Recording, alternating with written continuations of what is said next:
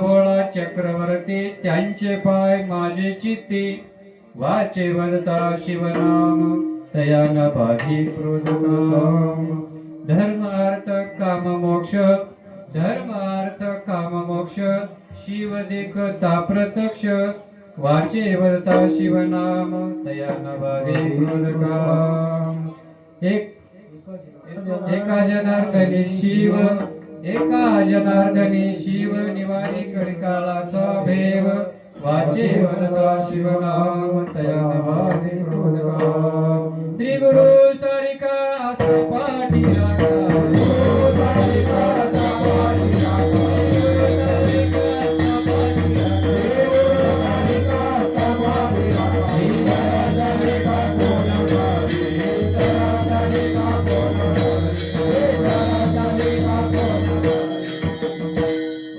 राखा सूर्यकोटि समप्रभा निर्विघ्नं कुरु देव शुभकार्येषु सर्वदा ओम ब्रह्मानन्दं परमसुखदं केवलं ज्ञानमूर्तिं द्वन्द्वातीतं गगनसदृशं तत्त्वमस्यादिलक्ष्यम् एकं नित्यं विमलमचलं सर्वदि साक्षिभूतं भावातीतं त्रिगुणरहितं सद्गुरु तन्नमामि सद्गुरु तन्नमामि वचनायका कमलापती वचनायका कमलापती मज रंकाची विनंती कर जोडितो कथे काळी आपण असावे जवळे प्रस्तुत प्रसंगी कीर्तन रूपी सेवेकरता निवडलेला अभंग संत श्रेष्ठ श्री शांती ब्रह्मा एकनाथ महाराज यांचा असून हे 4 चरणाचा अभंग आहे आणि 4 चरणाच्या अभंगामध्ये नाथ महाराजांनी या भगवान शिवाचं नामाचं महत्व सांगितलेलं आहे, नामाचा स्वभाव सांगितलेला आहे,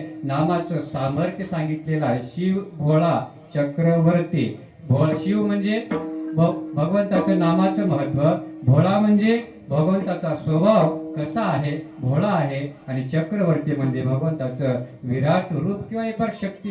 चक्रवर्ती कसे आहे त्यांचं सामर्थ्य मात्र या अभंगातून सांगितलेलं आहे. आणि त्या भगवान शंकराचं जर आपण नामस्मरण केलं तर काय होते महाराज, सर्वात मोठे शत्रू असणारे आपले 6 शत्रू त्याच्यापैकी मुख्य जर कोणते 2 असतील तर काम आणि क्रोध आहेत. ते काम क्रोध आपल्याला त्रास देणार नाहीत किंवा काम क्रोध आपल्याला त्रास देणार नाहीत असं त्यांनी सांगितलं. आणि त्या सामर्थ्यवान भगवंताचं नामस्मरण त्यांची कृपा झाल्याच्या नंतर भगवंताचे ज्यावेळेस दर्शन होतं त्यावेळेस आपले 4 पुरुषार्थ पूर्ण होतात, धर्म अर्थ काम आणि मोक्ष पूर्ण होतात. आणि शेवटच्या चरणात महाराजांनी सांगितले, बाबा ज्या जगाला काळाचे भीव आहे, ज्या जगाला काळ खातो अशा काळाला सुद्धा विजय मिळवण्याचं सामर्थ्य नामजप करण्याच्या मध्ये त्याच्यामध्ये सामर्थ्य येतं असा अभंगाचा सरळ अर्थ आहे. आणि चालू असलेला आपला हा अखंड हरिनाम सप्ताहातील आजचा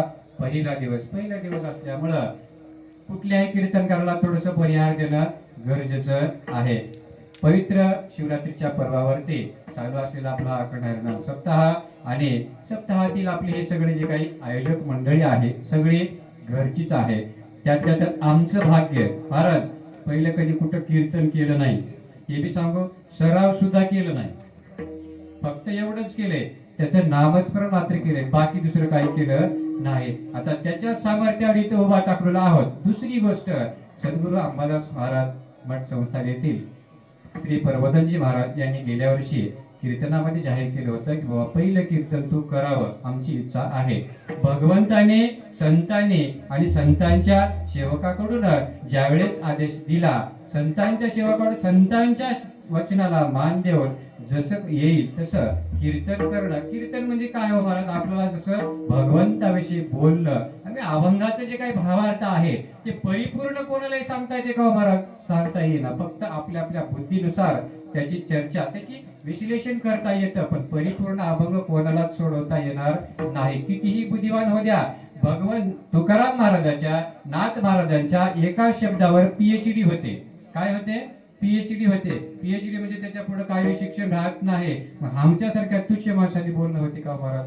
बोलणं होईना, पण कुठेतरी भगवंतापुढे, कुठेतरी वारकऱ्यापुढे, कुठेतरी संतापुढे लीन झाल्याच्या नंतर ते जशी बुद्धी देतात, बुद्धी कशी देतात, जगाला जे पटेल तेच आपल्या बुद्धीमध्ये उतरवत असतात. तशा पद्धतीनं आपल्याला इथं थोडस बोलायचं आहे. तर त्या आपल्याला सगळे साथ देण्यासाठी आमचे ज्ञानेश्वर पाटील हसनाळकर मृदंगासाठी साथ त्यांची उत्तम आहे, व हसनाळकर आपले रंगनाथ गुरुजी हे सुद्धा आपल्याला साथ देण्यासाठी आलेले आहेत. आदरणीय गायनाचार्य आमचे महादेव पांचाळ, गायनाचार्य आमचे शिवाजीराव कंदारे व गायनाचार्य राजू पाटील तुपदाळे व गायनाचार्य हनुमंतराव इबिदार, आमची बालाजी आक्केबळ, तसेच महादेव सातमवार, बाबाराव मामा, ईश्वर पाटील माळेगावे, बापूराव तोटरे आणि सर्व आमचे नामदेव मामा आणि इकडं माणिक जमादार असणारे हे सगळ्यांच्यासाठी म्हणलं महाराज एवढंच म्हणलं, यायची हिंमत फक्त तुम्ही उभा टाका,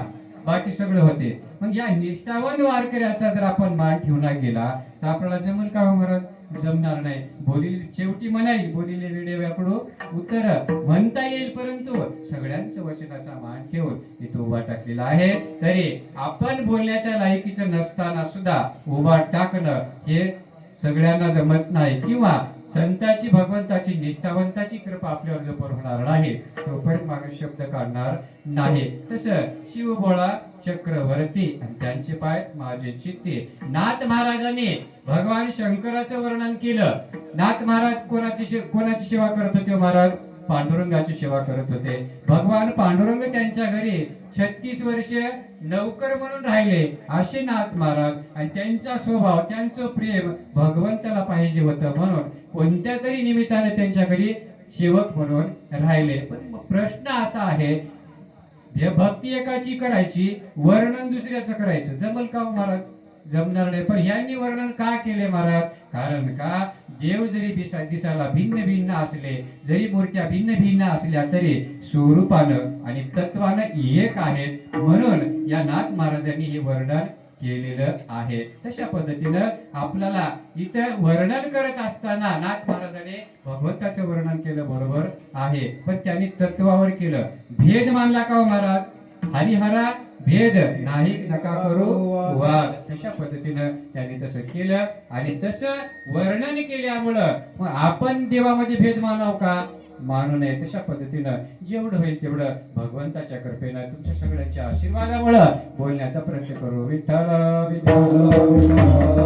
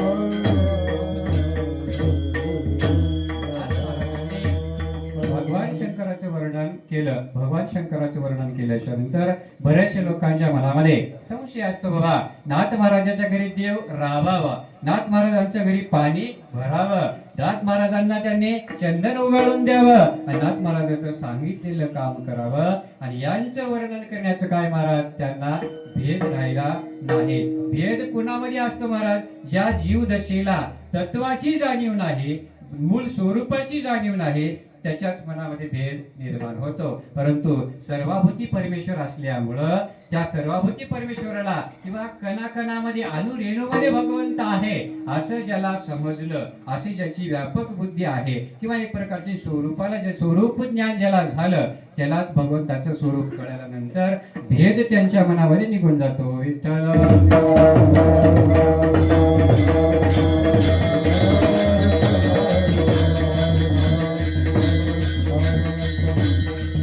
नाथ महाराजांनी वर्णन केल्याच्या नंतर परंतु नाथ महाराज आपल्याला नामस्मरण करा म्हणतात. नामस्मरणाच्या जोरावरती सगळ्या गोष्टी सिद्ध होतात सांगत आहेत. परंतु शास्त्राने माणसाला 4 प्रकारची भक्ती करायचा मार्ग सांगितलेले आहेत. भक्ती कोण्या मार्गाने करावं? आपल्या मनानं भक्ती करता येत नाही. करायचं झालं तर त्याला 4 प्रकार शास्त्राने सांगितलंय. पहिला मार्ग आहे कर्म मार्ग, दुसरा मार्ग आहे ज्ञान मार्ग, तिसरा मार्ग आहे योग मार्ग आणि चौथा मार्ग आहे भक्ती मार्ग. भक्ती पंथ भाऊ